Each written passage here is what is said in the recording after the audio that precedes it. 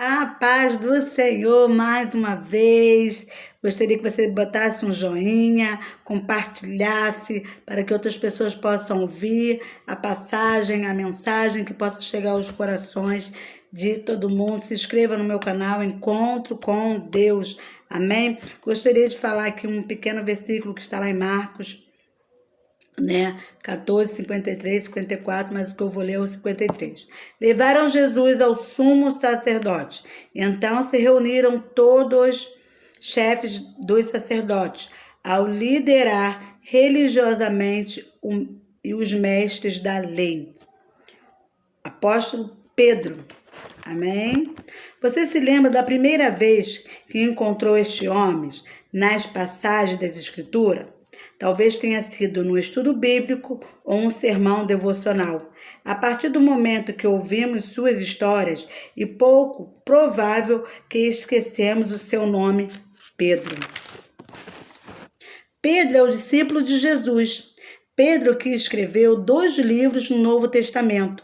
Pedro que discursou no dia de Pentecostes, que se levantou como coluna do ministério de Jesus e se tornou uma testemunha ousada do Evangelho. Quando Jesus estava vivo, ele afirmou que permaneceria fiel quando todos os outros fugissem. No entanto, Jesus vê nosso coração e ele sabia, na verdade, que quando o momento chegasse, Pedro negaria Jesus 3 vezes, em questão de minuto. Entendemos a nós apegar ao desfecho da história, não nos concentrando nos que aconteceu antes da negação de Pedro. Quando Cristo foi preso, no versículo 54, pintou o quadro de Pedro. Segundo Jesus, a distância, a proximidade com Cristo é poderoso, enquanto a distância distorce os nossos valores e nos deixa suscetíveis às distrações e lamentações do diabo. Quer dizer, nessa pequena passagem que eu li aqui, enquanto Pedro caminhava à distância de Deus, ele ficava distante, observando Deus ser preso. E ele ficou distante do Senhor, enquanto Jesus estava indo preso. A solução passa por nossa própria escolha de entregar nossa vida para sermos conduzidos por Jesus e de permanecermos próximo do Senhor. Já está pegando aí a mensagem da palavra? Através da leitura, meditação nas escrituras, das orações e da comunhão com Deus. Com os irmãos, obedecer a Deus na prática regular, consistência dessas disciplinas espirituais nos permite caminhar intimamente com Jesus. À medida que conectamos nosso coração à palavra de Deus, conhecemos melhor o Senhor e a nossa intimidade e amizade com Jesus. Então você viu lá atrás que eu estava falando. Pedro, ele distanciou um pouquinho de Jesus. Ele se distraiu, se distanciou. Como resultado, as palavras de Jesus significam mais para nós do que as opiniões dos outros. Pessoas. Nosso amor profundo e não nos rendemos às exigências do mundo tão facilmente, nem nos afastamos das nossas convicções por medo de que você disser. Então, o que eu quero falar para você, não se afaste de Deus, porque quando você se afasta do Senhor, quando você dá uma brecha, o inimigo ele entra, e ele trabalha na sua vida, entendeu? Ali, Pedro, ele se distanciou do Senhor. Claro que tudo tem um propósito, porque ele tinha que estar ali. Mas hoje, para os dias de hoje, eu falo para você, é diferente. Não se afaste do Senhor.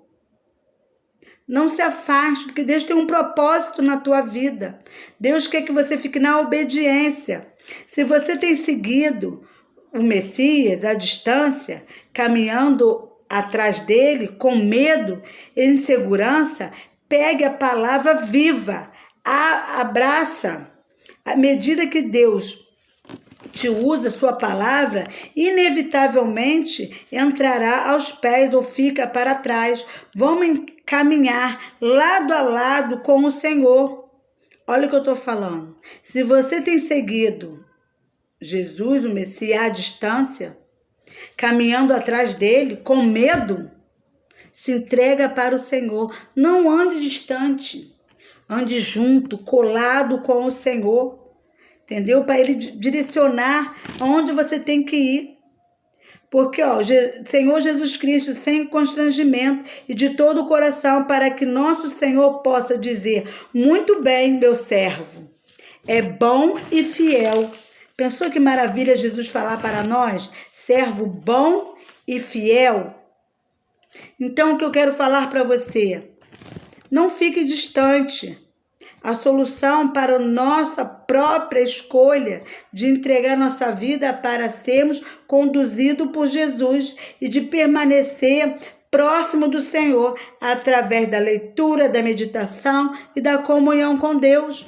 Nós temos que ter essa comunhão, estar diante do Senhor, estar com Ele o tempo todo, orando, clamando, né? Entendemos que às vezes é difícil, né? Naquela situação que Pedro passou, né? Ele ficou realmente com medo. Ele ficou com medo, que ele ficou olhando o que estavam fazendo com Jesus, né? Apedrejando, bateram nele, botaram uma coroa de espinho, né? E ele se sentiu medo. E quantas das vezes nós também não passamos por essa situação de medo? E é aí que quando o medo entra, às vezes você não se controla. E quando você vê, você está se afastando de Jesus. Às vezes com medo daquela situação que você está passando. E aí você, com medo daquela situação que você está passando, você vai se afastando um pouco do Senhor. Às vezes você fica assim: Senhor, eu não vou mais orar. Senhor, eu não vou mais clamar, porque eu estou com medo. Não adianta mais orar, não adianta mais clamar. E aí as situações que você vai passando na sua vida vai deixando às vezes você afastado do Senhor, né? Às vezes situações do pecado, que você sabe que você errou. Eu não sei, a pregação mudou toda aqui agora, mas Deus, Ele te conhece. O inimigo, ele quer só que você tenha medo. Ele só que você fala assim: ai, Senhor, eu pequei contra ti. Mas Deus fala que se você se ajoelhar e se você pedir perdão, Ele se esquece do seu pecado. E Deus quer falar com você, meu amado, minha amada. Você que está um pouco afastado dos caminhos do Senhor, Deus, Ele quer te chamar novamente. Não deixa Satanás colocar coisa no seu ouvido, que você é uma pecadora, que você não pode mais estar ali, que você não pode voltar mais para Deus. Olha a sua situação, olha como é que você está bebendo, você está fumando, você está se prostituindo, você está se drogando. Não deixa mais essa situação na tua vida. Deus está te chamando novamente. Ele quer que você tenha um encontro com Ele novamente. Ele quer que você caminhe com Ele novamente. Ele não quer que você faça como Pedro, se afaste em meio às lutas, em meio às diversidades. Ele não quer que você se afaste nesse breve momento. Pedro se afastou um breve momento do Senhor. Depois você vai lá na frente, você vai ler que depois Jesus conversou com ele e falou: tu me amas mesmo, Pedro? Tu me amas mesmo, Pedro? Você vai ver isso. E Deus está te chamando novamente, falando: tu me amas?